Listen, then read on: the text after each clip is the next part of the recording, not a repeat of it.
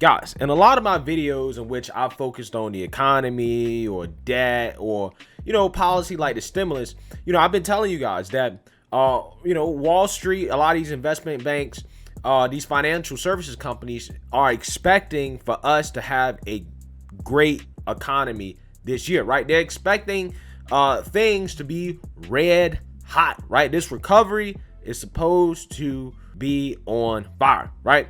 And the numbers indicate that at least for high wage workers, right, that, basically they've already recovered, right? The only people that need to recover now are low wage workers, okay?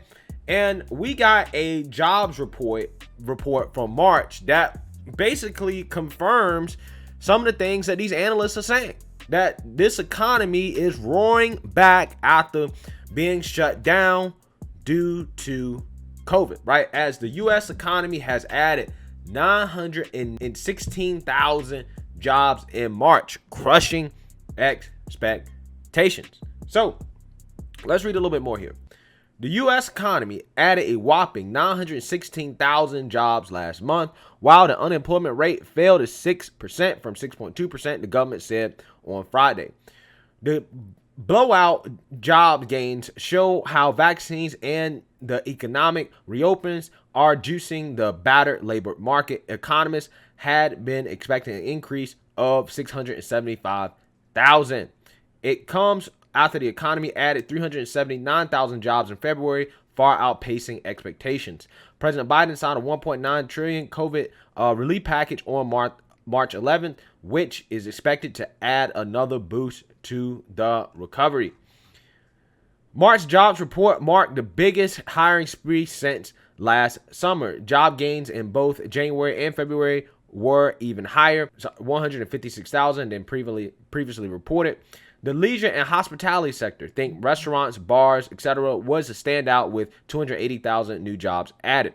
But there were broad gains across other industries, construction and manufacturing too.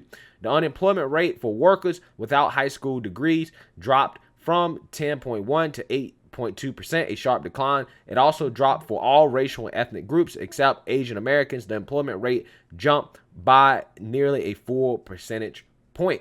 That's actually interesting. I wonder what's causing that. So what to watch for, right, is if millions of workers that are out of the labor force, which a lot of people have, basically decided to stop working, whether they're going to come off the sidelines, right? Roughly 347,000 came back last month, but there's still 8.8 million fewer people in the labor force compared to the beginning of last year, right?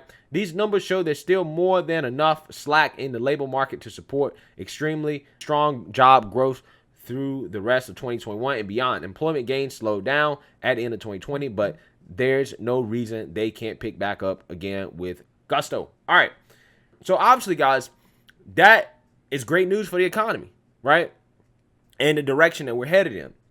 And Chuck Schumer and the sneaky Democrats try to take credit for it, okay? As he says, if the America's Rescue Plan could lead to these numbers, imagine what the even bigger, bolder America Jobs Plan will do. No time to take our foot off the gas. I'll work with President Biden to pass a big, bold plan that will drive America forward for decades to come. All right, guys, I have a big problem with this tweet. And the reason why I have a big problem with this tweet is because I hate when politicians try to take credit for what the last administration did, right?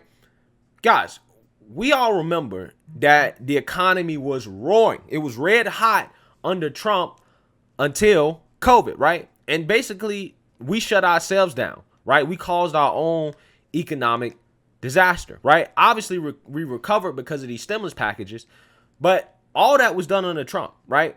And it seems like what happened when we slowly started reopening is that the economy bounced back, almost as if it was doing well under Trump before we went into these shutdowns, which it was, right? So obviously, if the economy was doing well before Trump, right, and we induced our own shutdown when we started opening back up, guess what?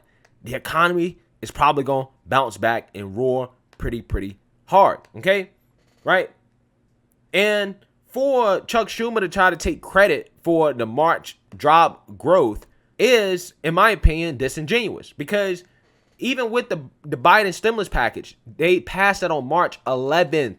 How much time do you think that the potential benefits of this stimulus package needs to actually be effective and to show up in the economic numbers? Obviously, it's not going to be effective the first month. But see, this is how stupid they think that their followers are, right? That he tries to take credit for strong job growth numbers that obviously come from the Trump administration, right? And I'm consistent about this stuff, guys. Like, I honestly don't like when Trump talks about the economy in 2017, like the first year that he was in office, because obviously he did inherit a pretty good economy from President Obama. He just did. That's just the facts. Now, he didn't ruin it, and obviously he put some juice on it, right? Some people argue that his tax cuts put some juice on the economy, okay? And he didn't crash it outside of obviously what happened with COVID, which is not his fault, but he didn't run it in the ground, right? And then we see even after he leaves office, right after he leaves office, when we're opening back up, how the numbers are bouncing back strong, which again is more evidence in terms of, that Trump was doing a pretty good job, right? And this annoys me because Democrats, unfortunately, are probably going to get credit for a lot of what Trump did, right? Because right now it is currently still Trump's economy. And it's the same thing they did with these vaccines. Again, you see that article, Axios was crediting the vaccines for allowing us to reopen. Guess what administration is responsible for the vaccines? Operation Warp Speed, the Trump administration, right? A lot of the things that happen under the Trump administration, Biden has inherited that has given him a leg up in his presidency. Biden's inherited a good economy. He's inherited the vaccines. He's inherited a situation in which he really can't lose, right? He really can't lose. And I just hate when the Democrats go out here and try to take credit for stuff they have nothing to do with. It's only been, 2 months into Biden's presidency. 2 months. Biden has not done anything that has affected the economy significantly in 2 months, right? Everything that happens this first year under Biden basically is going to be from Trump, right? Now, you might argue, okay, maybe in June, July, we really start seeing the effects of the stimulus. Because like I've showed you guys in the past, I mean, most people getting that stimulus check, they're not even spending it, right? So the effects of the stimulus, we really don't see those effects until later on down the road, right? We could be seeing the effects of the December stimulus right now. That could be what is driving the jobs growth that we see in March. That is way more likely than what Chuck Schumer is trying to insinuate, which is that this recent Biden stimulus that was passed again in the middle of March has something to do with March job growth. Obviously, it didn't.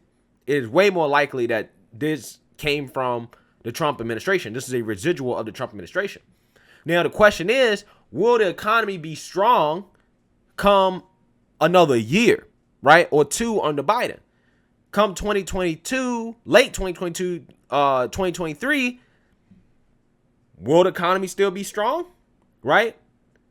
Will it run out of juice after the Democrats quit pumping money into it? That could be a possibility. And that's going to really test the Democrats on the economy. Will it crash or slow down significantly under Biden, right? My guess is that we're going to hit some turbulent waters, right? Because people are afraid of inflation, right? And if inflation starts to creep up, then they're going to have to raise interest rates, and that's going to make it very hard on the economy, okay? It's going to be very hard on the economy, right? The cost of money is going to go up. Right now, money is basically free, right? Money's basically free. And when the cost of money goes up, that definitely will slow down economic growth, okay? So that's the number one thing I'll be worried about under Biden, right? Are they spending too much, and are they overheating the economy too much? Because with a strong jobs report like that, again, the Republicans are probably right. We don't need any more stimulus. Like, why are we keep spending all this money? And the reason why the Democrats want to do it is because they feel like under Obama that when they passed his stimulus package, that they didn't do enough. That there was some stagnation after the Obama stimulus because they didn't go big enough. So Joe Biden is trying to make sure that they don't make the same mistake that they feel like they made under Obama, which is, spending too little. Okay. And that's why they're trying to do it. That's why they're hell bent on spending all this money, because they want to make sure that the economy stays good, at least into the next presidency. Right. Because that would literally be the worst thing to happen to Biden at this point. That is what could put the nail in the coffin for Biden, is the economy crashing before the election. Because everybody's going to say, wait, the economy was great under Trump. Right. And then it crashed under Biden. Yeah, that will really hurt him in 2024. That's honestly probably the biggest thing that they should be worried about. And that's why we're seeing the Democrats basically trying to prevent that from happening by spending so much money. But, their Achilles heel could be inflation. So we'll see what happens. But let me know what you guys think. Make sure you like, comment, and subscribe. Most importantly, share a Black conservative perspective. Peace.